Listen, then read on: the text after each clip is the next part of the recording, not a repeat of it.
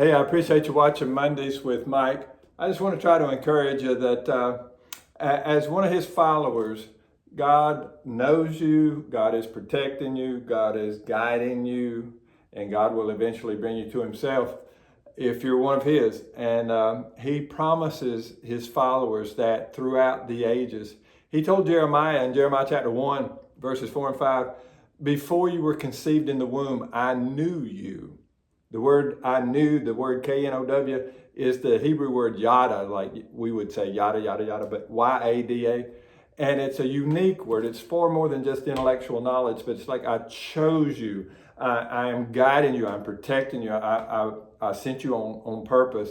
He goes on to say, I've consecrated you. I've appointed you to a task.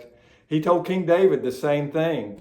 He told David, hey, look, I know your days. I know all of them before you were born. I knew all your days. I knew your good days when you were a man after my own heart and acting like it, and I knew your bad days when you acted totally contrary to being a man after my own heart. And I still chose you, in spite of everything, the good, the bad, and the ugly, the times, the hard times like floods and devastation affect you and you had nothing to do with it. It's just the circumstances of life.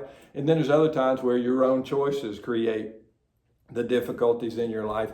David, either way, I knew you, I called you, I consecrated you. He told Abraham the same thing in Genesis 18 in a conversation about whether he was going to destroy Sodom and Gomorrah.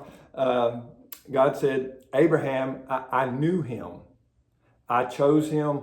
I have this unique relationship with him. In Psalm 1, verse 6, it actually refers to the righteous that way, that God knows, yada, he knows the righteous. So it's applicable to all his followers, not just like these heroes like King David or Abraham, the father of the Jewish nation, or a prophet of old. But he's talking about me and you. And in Psalm 139, David actually said, you know what? When I think about you, Lord,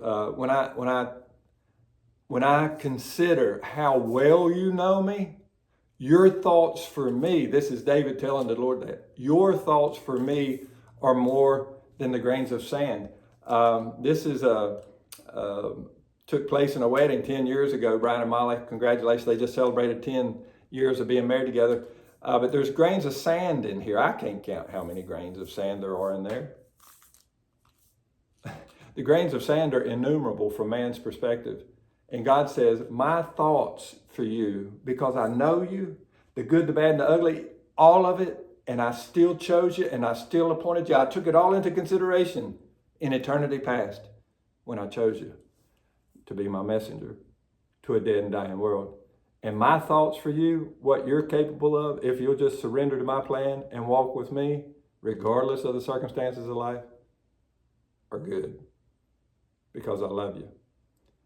And I created you not just for any other purpose. I created you so that you could go live for me in a dead and dying world.